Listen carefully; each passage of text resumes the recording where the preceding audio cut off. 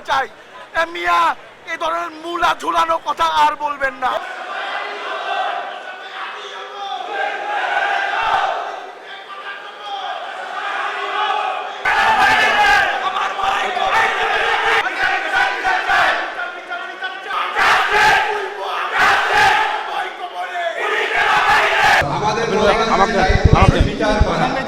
বিচারটা শুরু হয় চার্জশিট দেওয়ার পরে।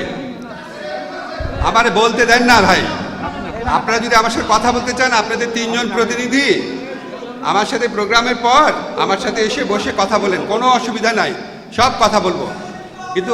কিন্তু এখানে যদি আপনারা কনভার্স করতে থাকেন তাহলে আমি যে অনুষ্ঠানের জন্য আসছি সেটা হবে না। তাহলে আমরা এই অনুষ্ঠানটা বাদ দিই, আপনারা 3 জন আসেন, তাহলে এই ব্যাপারে কথা বলি। আর যদি মনে করেন গণভোটের ব্যাপারে কথা বলার প্রয়োজন আছে তাহলে কথা বলি। আপনারা যে এই যে পোস্টার নিয়ে যে 2 জন যারা আছেন, আপনারা 2 জন আসেন, আরেকজন আসেন, আমার সাথে যাবেন, আমরা বসে কথা বলবো, ঠিক আছে?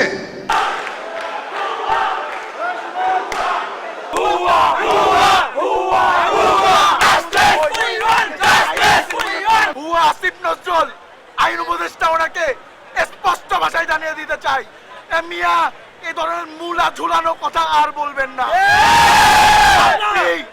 আপনি ক্ষমতায় থাকা অবস্থায় যে খুনিদের বিচার করতে পারেন নাই, এই ভোট দিয়ে ভোটের পরবর্তী সময়ে আমাদের ভাইদের হত্যাকাণ্ডের বিচার আমরা পাবো, সেটা আমরা নিশ্চয়তা পাই না। আজকে তারা যে গণভোটের যাত্রা শুরু করে দিয়েছে, আপনারা দেখছেন, তারা অনেক কথা বলেছে।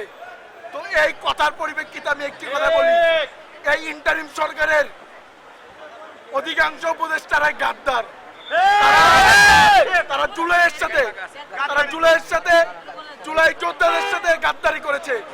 এখন পর্যন্ত জুলাই সনদ বাস্তবায়ন হয় নাই। 17 মাস পেরিয়ে যাওয়ার পরেও আমরা দৃশ্যমান কোন জুলাই সনদ নিয়ে কথা বলতে কাউকে শুনি নাই। তো এই অধ্যাদেশ যে জারি করার কথা ছিল সেটিও স্পষ্টভাবে আমরা এখনো দেখি নাই।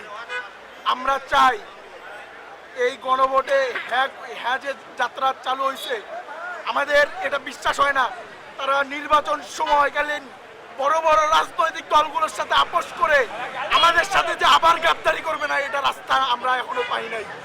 আসিফ নজরুল আজকে গাইবান্ধার মাটিতে পা রেখেছে, শহীদ পরিবারের সাথে কথা বলার সুযোগ হয়নি। শহীদ পরিবারের কথা 6টা শহীদ পরিবার এখানে উপস্থিত হয়েছিল, তিনি তার কাছে দাঁড়ানোর সময় পায়নি। উনি করবেন বিচার আর উনি করবেন হাবুডের পক্ষে।